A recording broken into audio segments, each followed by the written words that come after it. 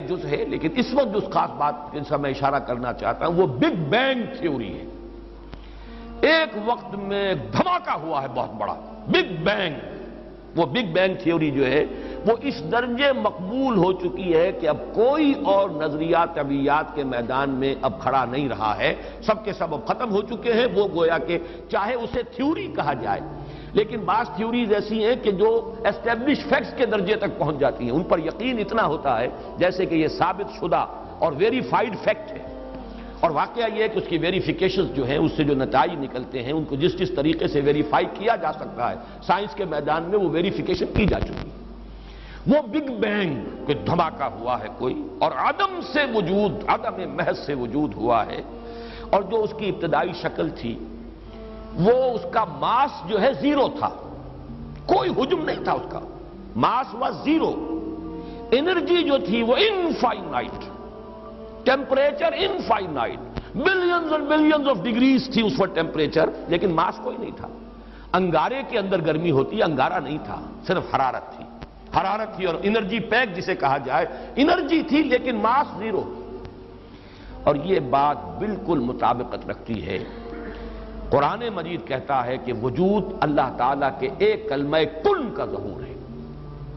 یہ کن، یہی وہ بگ بینگ ہے، اور اس کن ہی کے اندر جو بھی اللہ تعالیٰ نے انرجی پیک جو ہے کر دی تھی وہی ہے۔ اس کے بعد یہ پھر ایکسپینڈ کر رہی ہے مسلسل، اور جیسے جیسے ایکسپینڈ کر رہی ہے ٹھنڈی ہوئی ہے۔ چنانچہ ان کا کہنا یہ ہے کہ اس بگ بینگ کے نصف سیکنڈ کے بعد وہ اس کا ٹیمپریچر آدھا ہو گیا تھا، وہ آدھا بھی اتنا تھا کہ آج جو سورج کا جو ٹیمپریچر ہے اس کے بالکل نیوکلیس کے، اس کے بالکل اندر جو ٹیمپریچر ہے اس سے بھی کئی ہزار گنا زیادہ تھا وہ آدھا ٹیمپریچر بھی۔ اتنی حرارت، اتنی انرجی، لیکن زیرو ماس، اس لیے کہ مادہ تھا ہی نہیں، انرجی ہی انرجی تھی۔ یہ انرجی ہے در حقیقت جو اللہ تعالیٰ کے اس امر کن سے پیدا ہوئی۔ اسی انرجی میں پھر وہ فوٹونز تھے اور ایسے باریک ذرات، 1 ملین ملین ملینتھ، ایک ملی میٹر کا، اور وہ ملین میں ایک کے ساتھ 30 زیرو اور لگائیے تو 1 ملی میٹر کا 1/1 اور 30 زیرو لگا کر جو بھی تصور کو ذہن میں لا سکتے ہو تو یہ تھا۔ اس کے بعد اس کو جو مختلف پارٹیکلز اس سے ظہور میں آئے ہیں ان کا حجم یہ تھا۔ بہرحال یہ میں سمجھتا ہوں کہ بہت قریب ہے اس کے قل اعوذ برب الفلق۔ یہ فلق جو ہے پردہ عدم چاک ہوا ہے، اور پردہ عدم چاک ہوا ہے، اور اللہ تعالیٰ کے حرف کن نے، یا اللہ کا ایک حرف کن جو ہے، اب اس میں آپ چاہیں تو اسے کہیں وہ ڈیوائن انرجی ہے۔ انرجی کہاں سے آئی ہے؟ آپ اگر کہتے ہیں کن، اس میں آپ کی اپنی انرجی ہے جس نے کہ وہ شکل اختیار کی ہے اس حرف کن کی، اس لیے کہ یہ انرجی کے بغیر تو نہیں ہے۔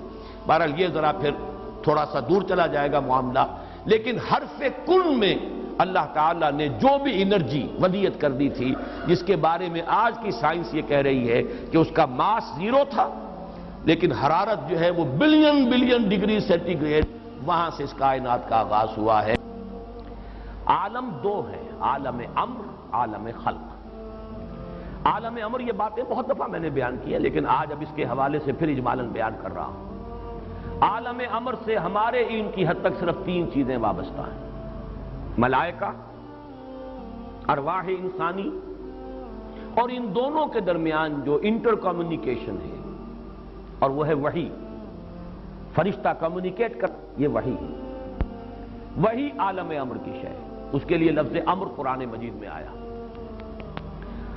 ملائکہ یہ امر ہے، عالم امر ہے، اور اسی طریقے سے یسألونک عن الروح قل الروح من امر ربی، ارواح انسانیہ یہ عالم امر کی ہے۔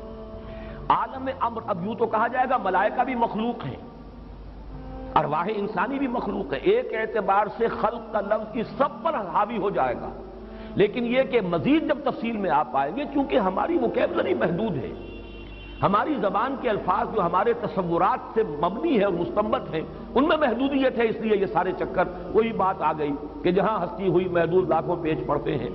الفاظ کا اشتراک ہے جو شرک تک ہمیں لے جاتا ہے، وہی لفظ بطور صفت اللہ کے لیے استعمال ہو رہا ہے، وہی لفظ بطور صفت وہ مخلوقات کے لیے استعمال ہو رہا ہے۔ اللہ بھی موجود، ہم بھی موجود، اللہ بھی علیم اور عالم، اور انسان بھی علیم اور عالم ہی نہیں، علامہ تک۔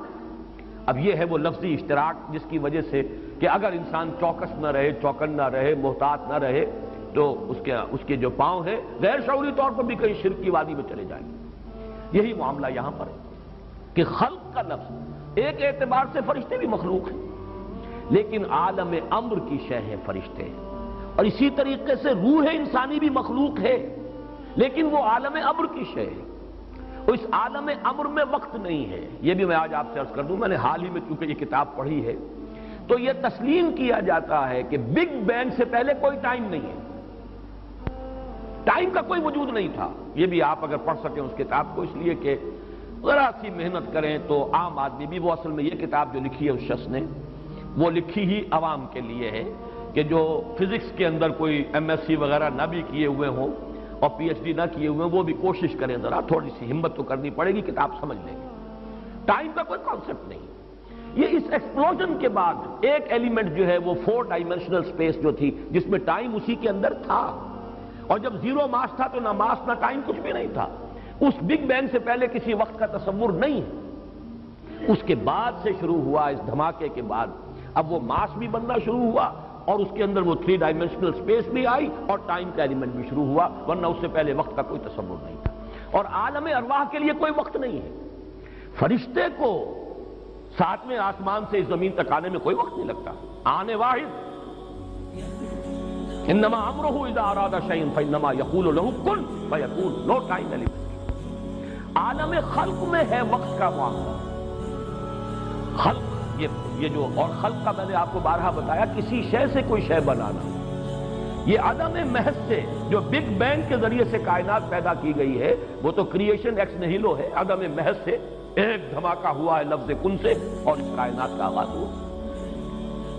لیکن یہ کہ اس کے بعد اب وقت ہے۔ خلق کہتے ہیں کسی شے سے کسی شے کو بنانا، اب وہ فوٹون سے پھر نیوٹرونز اور پروٹونز اور نیوٹرینوز اور نہ معلوم کیا کیا، اور اینٹی پارٹیکلز، ایک پارٹیکل بنا اس کا اینٹی بھی بنا۔